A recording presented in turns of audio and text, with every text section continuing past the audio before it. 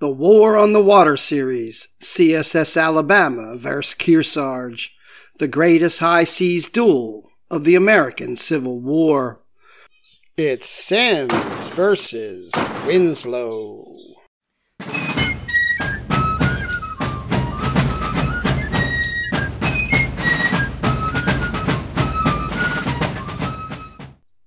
On August 24, 1862, newly promoted Captain Raphael Semmes of the Confederate States Navy called his largely English crew to the quarterdeck of his new command, the 220-foot battlecruiser Alabama.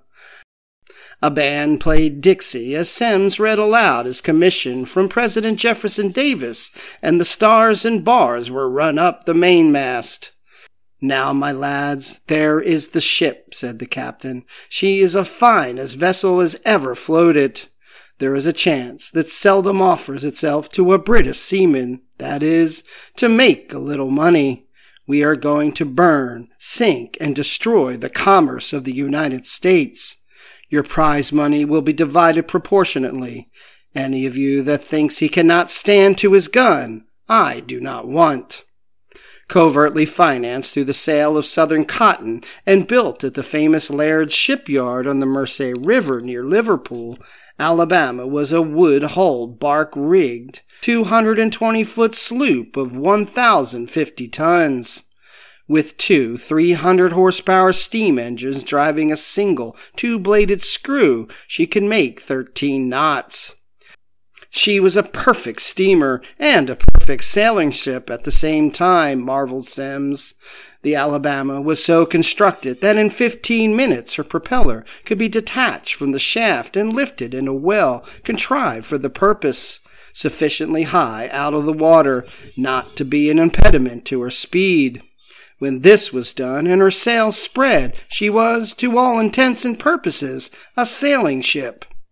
On the other hand, when I desired to use her as a steamer, I had only to start the fires, lower the propeller, and, if the wind was adverse, brace her yards to the wind, and the conversion was complete.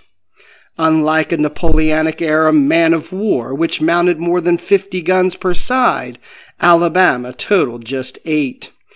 Her 6.4-inch, 32-pounder smoothbores were dwarfed by her 2 main guns.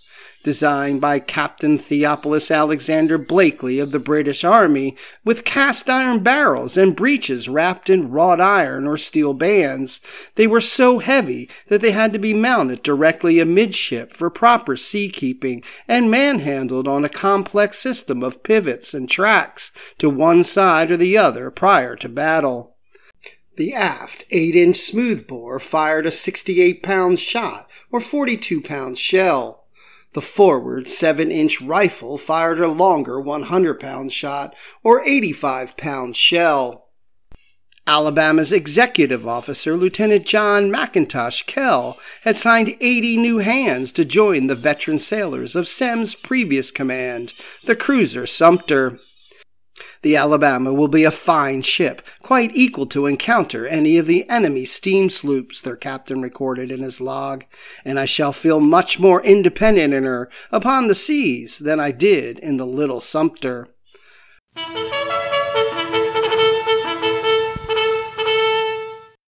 While Semmes sailed off to seek glory, a former fellow officer was languishing in the backwaters of the Naval War.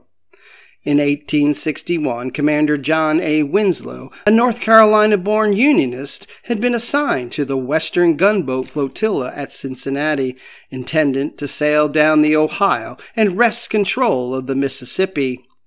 He had not been confident of the outcome. "Our ironclad boats are heavy. It is doubtful whether we can get down the river on account of the draft of water, without first taking out the guns." On his first venture downstream, commanding the flagship Benton, she grounded on a sandbar 30 miles south of St. Louis. As Winslow attempted to venture off, a link of chain parted with such force that one shard flew 500 feet. Another struck him in the left arm, tearing away much of the muscle. "It was a great mercy that the bolt did not strike me on the body," he wrote home, "as it would have made an end to me." Sent home to recuperate, Winslow did not return to duty until the summer of 1862. He was promoted to captain that July and might have been expecting command of the flotilla, but was passed over, possibly due to his increasingly dim view of his superiors up to and including President Abraham Lincoln, who he considered insufficiently abolitionist in his sentiments. After the Union defeat its second Bull Run that August, Winslow injudiciously told a reporter for the Baltimore American, "I'm glad of it. I wish the Rebs would bag old Abe, too.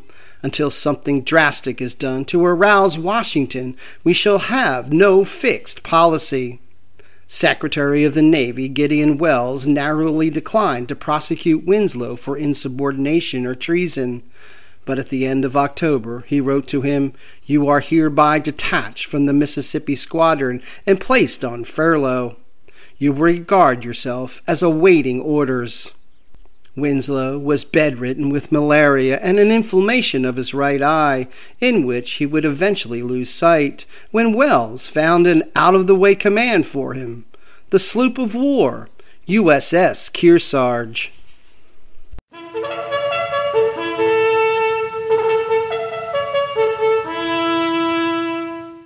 In the meanwhile, the CSS Alabama had been wreaking havoc along the Atlantic whaling fleet, taking 20 prizes up and down the eastern seaboard from Newfoundland to Bermuda.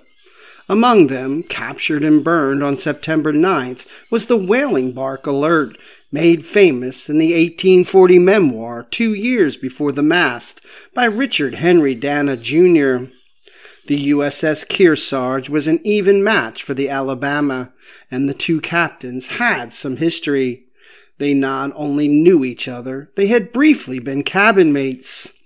In 1846, as young lieutenants during the Mexican War, each had assumed his first command. Winslow lost his captured Mexican sloop, renamed USS Morris, on a reef in a storm, and Semmes lost his brig, Somers, in a sudden squall while chasing a Mexican blockade runner.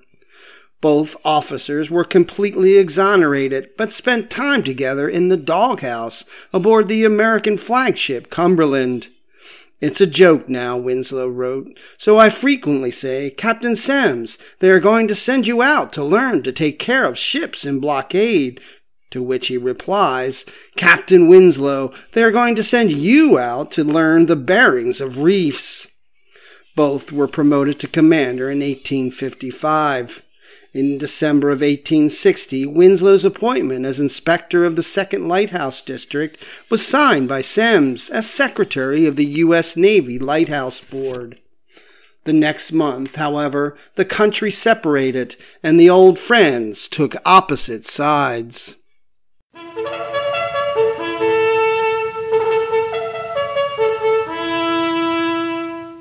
In December of 1862, Winslow shipped out from New York to rendezvous with Kearsarge. In the Windward Passage between Cuba and Hispaniola, Alabama ran down the sidewheel steamer Ariel, carrying 140 United States Marines and all their gear. The Confederates reaped 124 muskets, 16 swords, and 10,000 in federal cash, Alabama's largest single haul of the war, and only released their prey under a $260,000 bond payable on demand when the Confederacy won the war. Even more importantly, Ariel's cache of New York newspapers, less than a week old, announced that a 30,000-man army under Major General Nathaniel P. Banks had sailed to invade Texas at Galveston. To transport such an army, a large number of transport ships should be required, Semmes reasoned. As there were but 12 feet of water on the Galveston bar, very few of these transport ships would be able to enter the harbor. The great mass of them, numbering perhaps 100 or more, would be obliged to anchor pell-mell in the open sea. Much disorder and confusion would be necessarily attended the landing of so many troops, encumbered by horses, artillery, baggage wagons, and stores. My design was to surprise this fleet by a night attack and, if possible, destroy it, or at least greatly cripple it. Half an hour would suffice for my purpose of setting fire to the fleet, and it would take the Union gunboats half an hour to get up steam and their anchors and pursue me. His information wasn't quite fresh enough, however. By the time Alabama reached Galveston at dusk on January 11th, the Texans already had repelled the assault. Banks' army disembarked at New Orleans. Instead of a fleet of helpless troop ships, Alabama's lookout spotted only a few Union warships maintaining a sullen blockade. I certainly had not come all the way up the Gulf of Mexico to fight 5 ships of war, the least of which was probably my equal, Semmes wrote. Whilst I was pondering the difficulty, the enemy himself happily came to my relief, for pretty soon the lookout again called from aloft and said, "One of the steamers, sir, is coming out to chase us."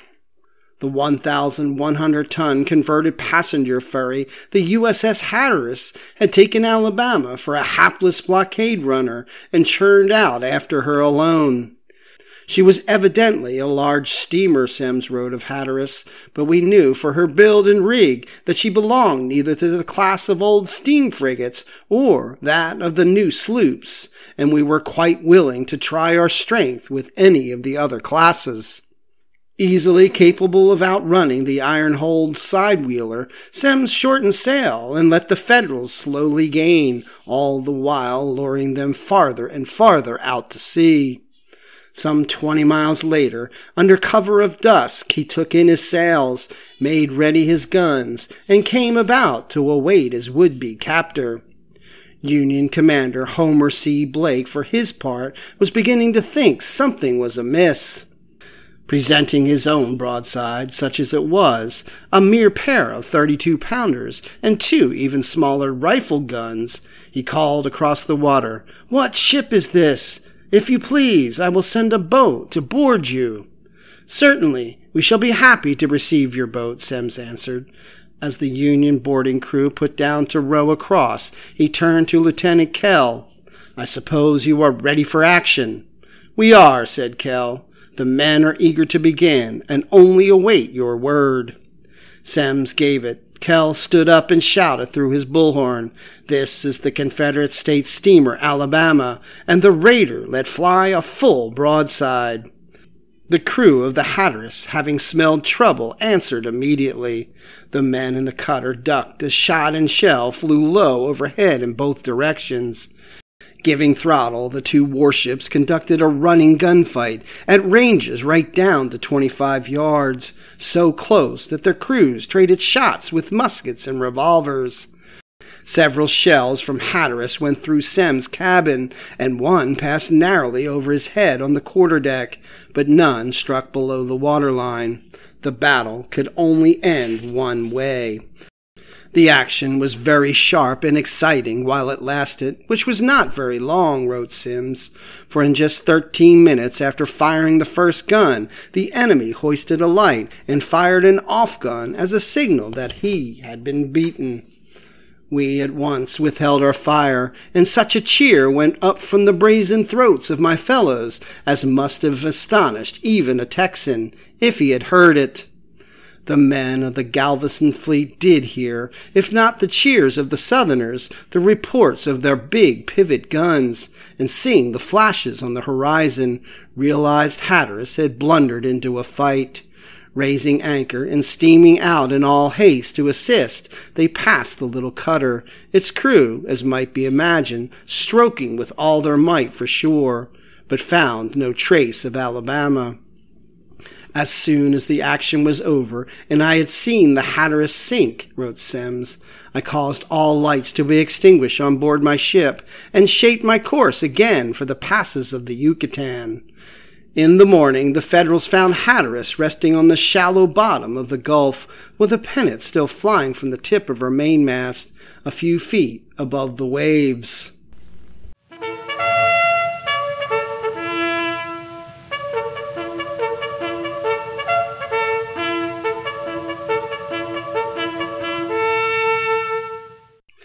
Winslow was stuck in the Azores all spring. The Kearsarge has been in dry dock repairing at Cadiz long enough to have built a vessel in the United States, he groused, and I am not aware that she has yet got out. By the time he took delivery in April, he had formulated grand plans. Kearsarge's armament would hold no great advantage over Alabama. She mounted only 4 32-pounders, although her 2 pivot guns were larger than Semmes, 2 11-inch smoothbores designed by Captain John Dahlgren of the Navy Ordnance Department. Made of cast-iron pieces weighing nearly 8 tons apiece, each could fire a 166-pound shot or a 133-pound explosive shell 2,300 yards through 4 inches of steel and 20 inches of oak. Winslow's executive officer, Lieutenant Commander James S. Thornton, knew how to turn their wood-hull sloop into an ironclad. We stayed an extra 10 days plating our vessel for some 30 feet each side to protect our machinery, Winslow wrote. This plating consists of heavy chains suspended close together, which are hung to the sides of the vessel, and makes a complete armor for protection against shot. Disguised with a wooden veneer from any distance, the chain cladding was nearly invisible. Meanwhile, Alabama had ran down the coast of South America on what would be her most lucrative raid. Preying on merchant traffic coming up from Cape Horn, Semmes had captured or burned 19 vessels, sometimes at the rate of 2 or 3 a day. By mid-May, when Winslow was finishing up his armor in the Azores, Alabama was carrying no less than 4 ships' crews prisoners. She stopped off in Brazil to put them ashore and take on coal, and by complete coincidence met Georgia fresh from her maiden raid, and her own sister ship, Florida, just up the coast at Pernambuco. The Confederates had formed an inadvertent South Atlantic squadron. The 3 raiders were on separate missions and soon parted company, but the possibilities must have been plain to Semmes. Capturing 7 more ships in the South Atlantic by the beginning of June, he transferred spare crewmen and a pair of captured cannons to the 350-ton bark USS Conrad and rechristened her as the raider CSS Tuscaloosa. The Conrad was a commissioned ship with armament, crew, and provisions on board, flying her pennant, and with sailing orders signed, sealed, and delivered before sunset on the day of her capture. The Confederate high seas raiders were beginning to reproduce. By the time she reached Cape Town, South Africa, in August of 1863, Alabama was an international sensation. 3 hearty cheers were given for Captain Semmes and his gallant privateer, declared the Cape Town Argus. It was not perhaps taking the view of either side, Federal or Confederate, but in admiration of the skill, pluck, and daring of the Alabama, her captain and her crew, who afforded a general theme of admiration for the world all over. News from home, however, was nothing but bad. Gettysburg and Vicksburg were lost. The Mississippi River was under federal control from the Ohio River to the Gulf of Mexico. As for ourselves, we're doing the best we could with our limited means to harass and cripple the enemy's commerce, that important sinew of war, Semmes wrote. But the enemy seemed resolved to let his commerce go, rather than forego his purpose of subjugating us.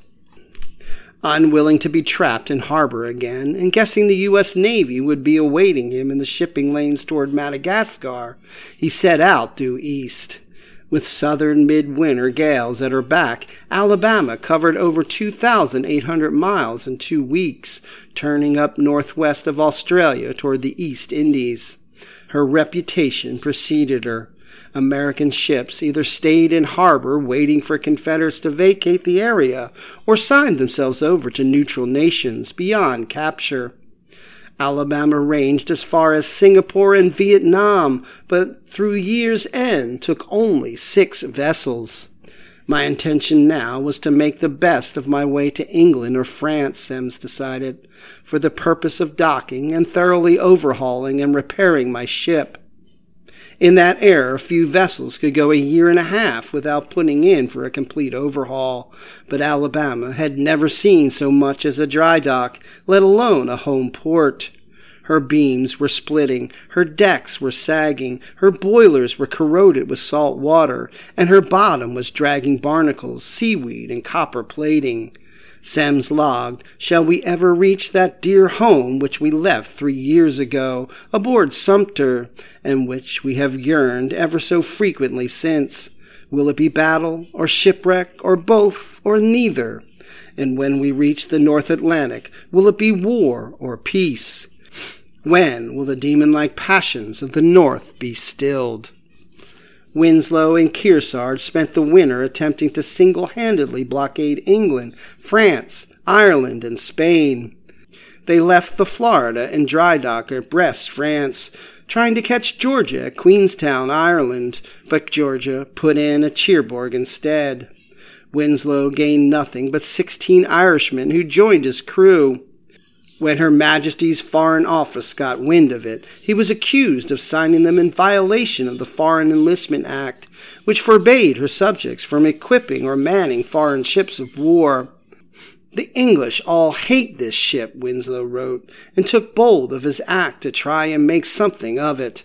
"This thing has cost me more writing and would fill a quire of paper." By April, he was being charged in the House of Lords with violating British neutrality. He answered in the press, referring to the Irishmen as miserable trash, accusing the British of questionable motives, and generally offending everyone involved. England and France both forbade Kearsarge to anchor within their ports for more than 24 hours at a time, and a full report of the incident was submitted to Washington.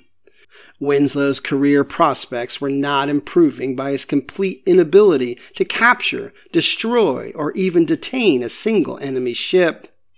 While he was distracted with legalities in February, both Confederate raiders escaped harbor. "If we had more ships here," wrote the near-disgraced captain, "we certainly could have got the Georgia or the Florida." Semmes found no warmer welcome. In 1862, when victory had seemed within the South's grasp, the European powers had been sympathetic, even encouraging to the Confederacy. In 1864, they were no longer eager to defy the Union. Arriving at Cherbourg on June 12th, Alabama was to be permitted to repair or coal, but not both, and she was to be on her way as soon as possible. On June 14th, Kearsarge suddenly appeared outside the Cherbourg breakwater.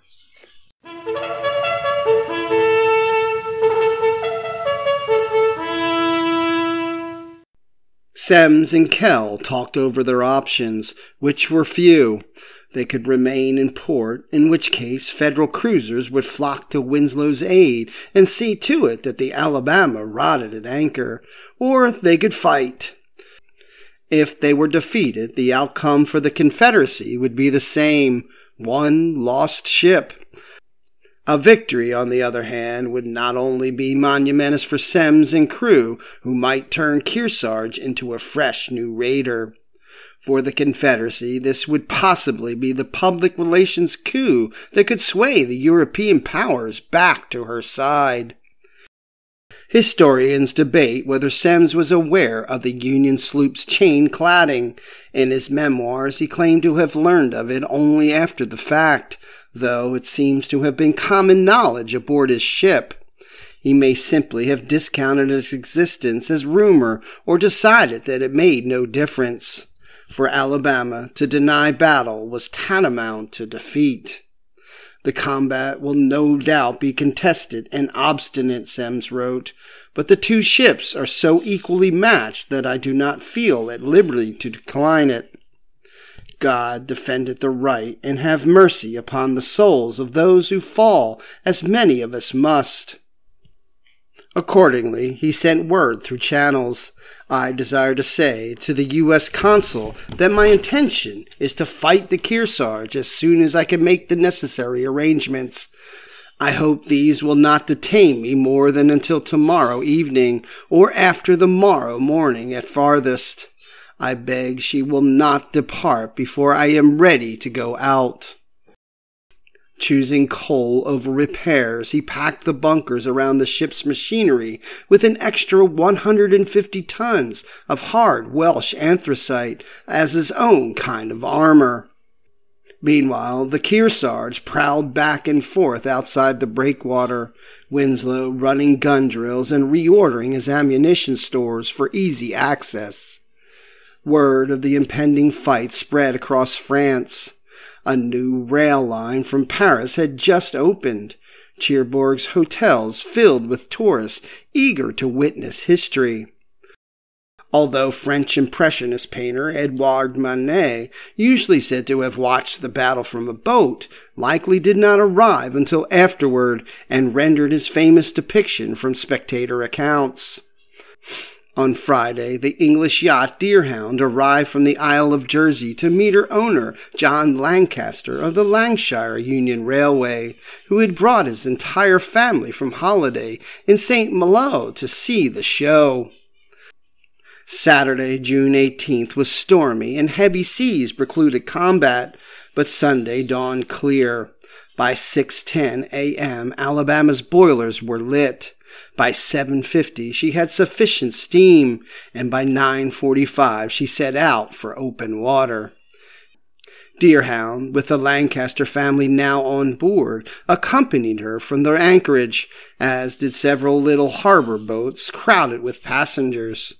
The French ironclad Charon, on hand to enforce the host's neutrality, escorted the little fleet out past the breakwater's western tip.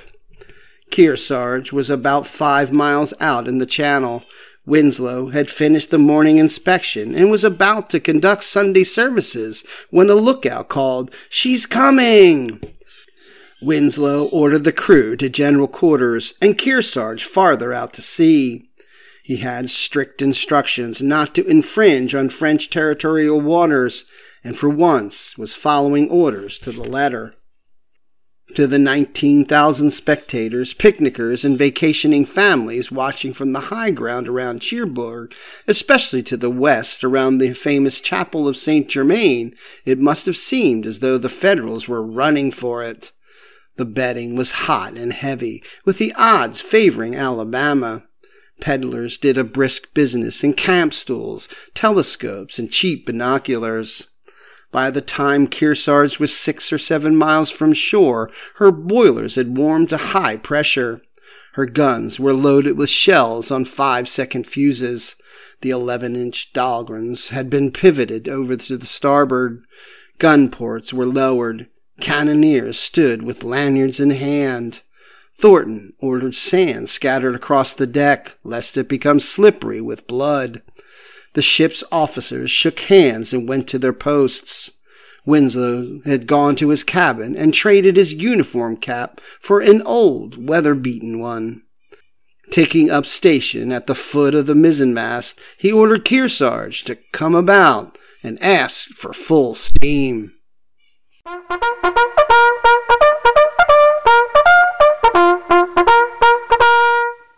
Observers could see black coal smoke gush from the Union ship's stacks as she turned bow on to the enemy. Unlike Alabama's clean-burning anthracite, Kearsarge ran on Newcastle bituminous. There could be no doubt now that Winslow intended to make a fight of it. At the 3-mile limit, Charon sheered off to stand guard, but the Deerhound and pilot boats followed in Alabama's wake as she closed on her enemy. Calling his crew aft, Semmes had stepped up on a gun carriage, much as he had the first time in the Azores almost 2 years earlier. He told them, "Officers and seamen of the Alabama, you have at length another opportunity of meeting the enemy. The first that has been presented to you since you sank the Hatteras. In the meantime, you have been all over the world, and it is not too much to say that you have destroyed and driven from protection under neutral flags 1/2 of the enemy's commerce, which, at the beginning of the war, covered every sea. This is an achievement of which you may well be proud, and a grateful country will not be unmindful of it. The name of your ship has become a household word wherever civilization extends. Shall that name be tarnished by defeat? The thing is impossible. Remember that you are in the English Channel, the theater of so much of naval glory of your race, and that the eyes of all Europe are at this moment upon you.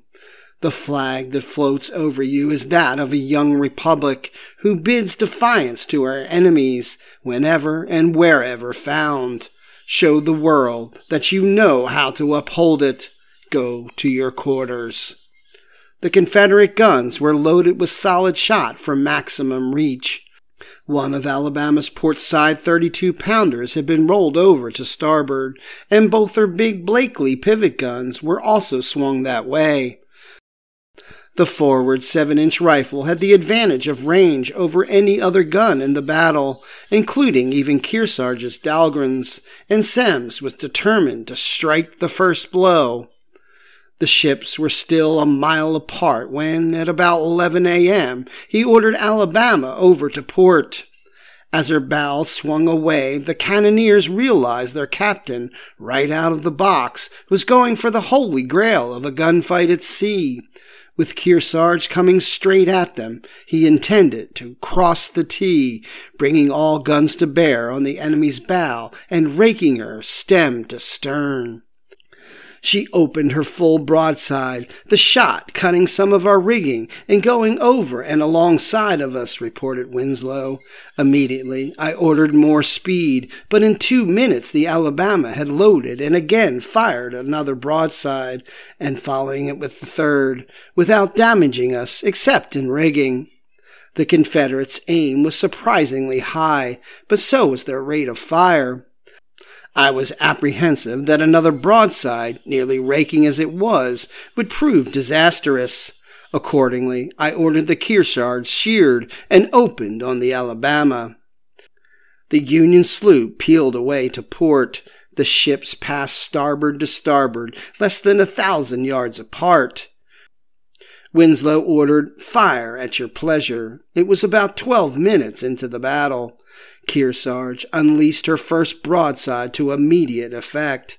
A 32-pound shell went through Alabama's forward pivot gun port, ripped the leg off of one of the 7-incher's crew, ricocheted off its side, and wounded a man at another gun. Having nearly had his bow crossed, Winslow intended to turn the tables and cross the enemy's stern. He ordered the wheel over, and Kearsarge banked hard to starboard. But Semmes had the same idea. Alabama likewise turned to starboard. The two ships swung around after each other's tail on opposite sides of a circle, broadside to broadside. To turn away now was to invite being raked their whole length. The remainder of the fight, Cal recalled, occurred at a distance of not more than 500 yards. The wind was blowing from the west, though that mattered not to steamers, which fought with furled sails. The current, flowing at about 3 knots to the southwest, bore the circling duelists toward Quenterville Point. Kearsarge, with a 4-bladed prop and clean bottom, had the advantage of speed over the Alabama's 2-bladed prop and fouled hull. Only by a masterful job of seamanship could Semmes keep Winslow from gaining on him around the circle and crossing his wake. I had directed my men to fire low, he wrote later, telling them that it was better to fire too low than too high, as the ricochet in the former case would remedy the defect of their aim, whereas it was of no importance to cripple the mast and spars of a steamer. Union shot cut away Alabama's spanker gaff, the top rearmost sail, from which flew the ship's stainless banner, white with a Southern Cross in the canton. The Union gunners cheered to see it fall. The Confederates cheered to see another run up the mizzenmast.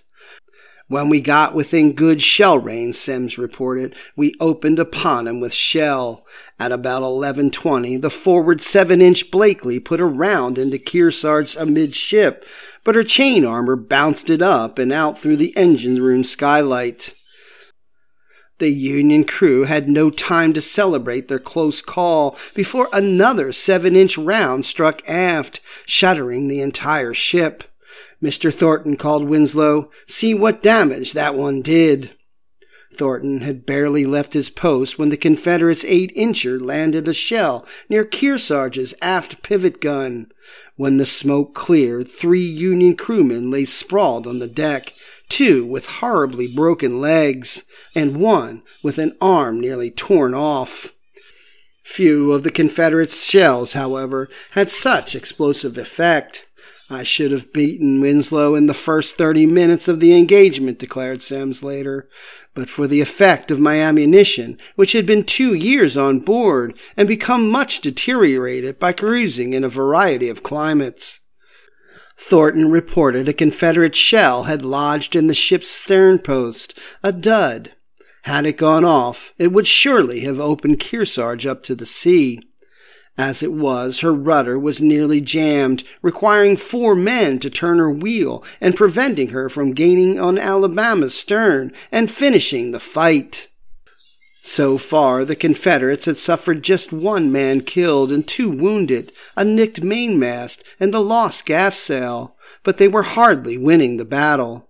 Perceiving that our shells, though apparently exploding against the enemy's sides, were doing him but little damage, Semmes reported, I returned to solid shot firing, and from this time onward alternated with shot and shell.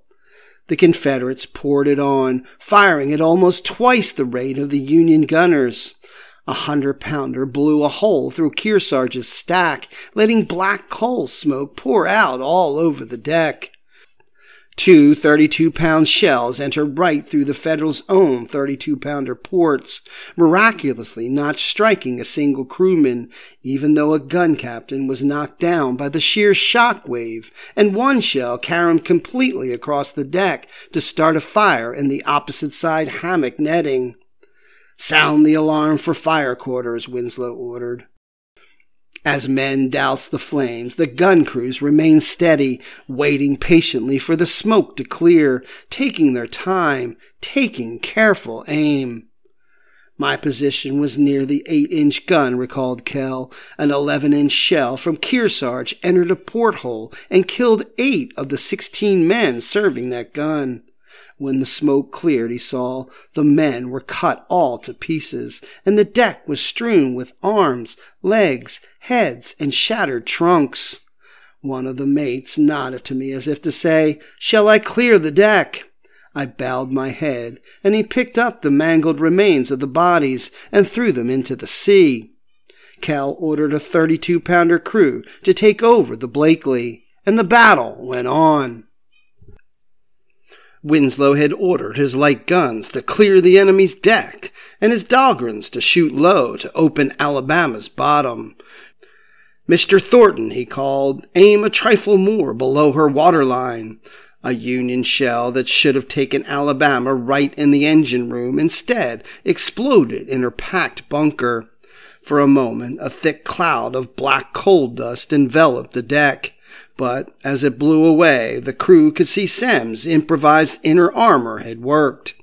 Alabama was taking on water, but she was still in the fight. The 2 ships turned 7 complete circles, firing continuously into each other. Kell called down to the engine room for more steam and was told the boilers would explode if fed any more coal. The 7-inch Blakely, a small gun firing a big shell, had overheated. A fragment had cut Semmes' right hand. He is reputed to have offered a reward to anyone who knocked out Kearsarge's aft pivot gun. But suddenly, the Confederate gun crews, stripped to the waist, streaming sweat and black with powder grime, were doused with seawater as the entire ship jolted sideways. An 11-inch shell had punched into her below the waterline. It came at the worst possible moment. 5 minutes sooner or later, and Alabama would have been pointed for France. She didn't have to reach port, but merely the 3-mile limit for safety. Instead, she had already begun another turn, faced seaward, and now had to come all the way back around. Kearsarge, across the circle, was already headed toward shore, perfectly positioned to cut off her escape.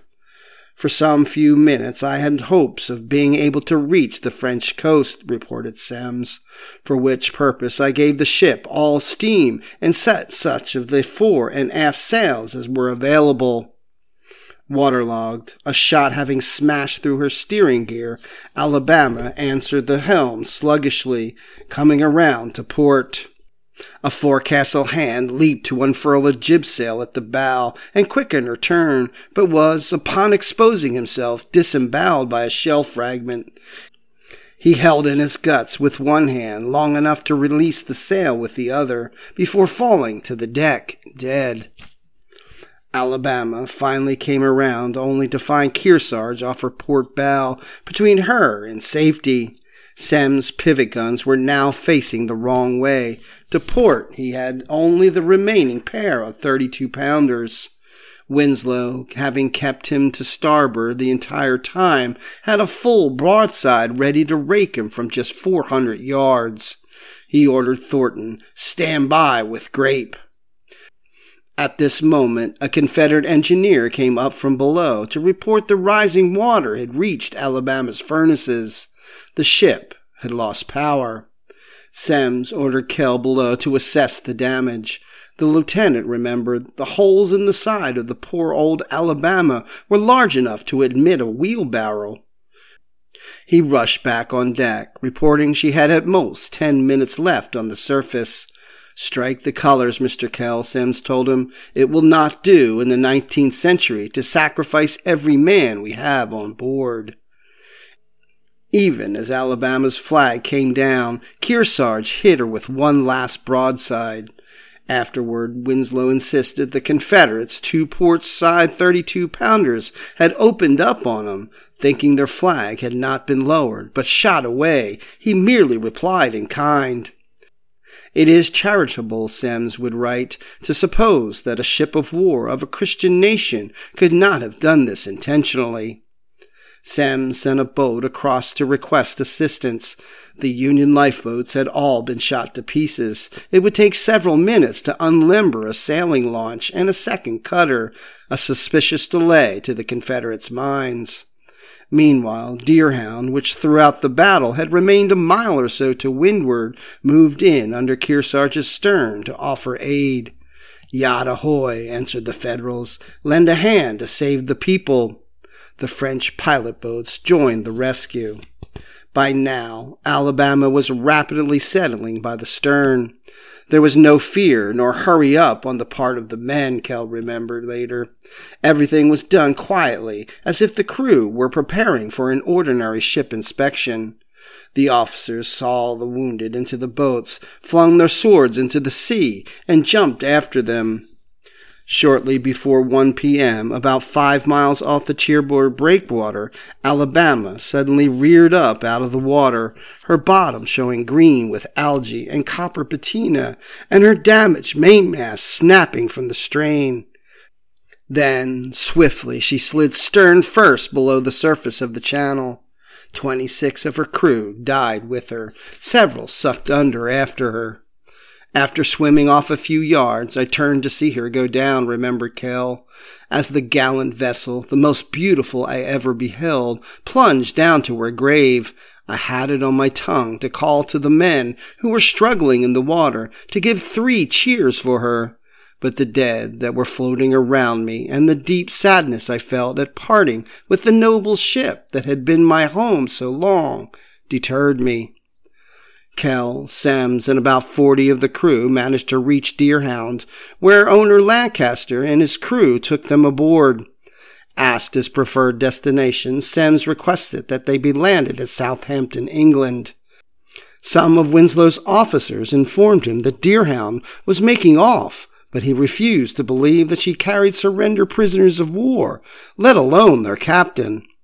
After Kearsarge put in at Cherbourg, he accused the English yacht of serving as a Confederate tender in violation of neutrality, setting off yet another international incident.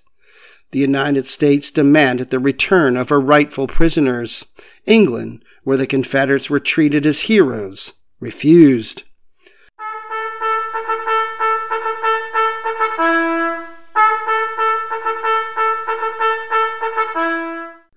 Winslow, his reputation and career revived by the victory, was promoted to Rear Admiral.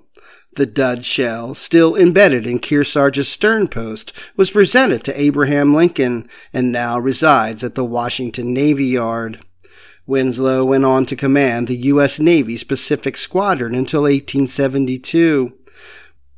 Within a year of retiring, he died of a stroke and was buried under a slab of granite from Mount Kearsarge, New Hampshire, for which the ship had been named. She served on and off as a Navy showpiece until she struck a reef in February of 1894. She was the only ship named for the mountain. 4 others have been named after her. Semmes, who ran the blockade to return to the Confederacy, also made Rear Admiral and captained an ironclad in the James River Squadron. He ultimately had to destroy his ship to prevent its capture. He even served as a brigadier general in the Confederate Army, the only American officer to hold both ranks simultaneously, but was commanding nothing more than a muddy trench near Danville, Virginia, when word arrived of the surrender at Appomattox. He died in 1877 of food poisoning. There is no record the two ever met again. Semmes, at least, preferred to remember Winslow as an old friend rather than his greatest adversary. I had known and sailed with him in the old service, and knew him then to be a humane and Christian gentleman, he wrote. What the war may have made of him, it is impossible to say. It has turned a great deal of the milk of human kindness to gall and wormwood. It's your history. Learn it. Know it. Love it. Like and follow so you don't miss any of the exciting episodes from Mad Hatter's Civil War history.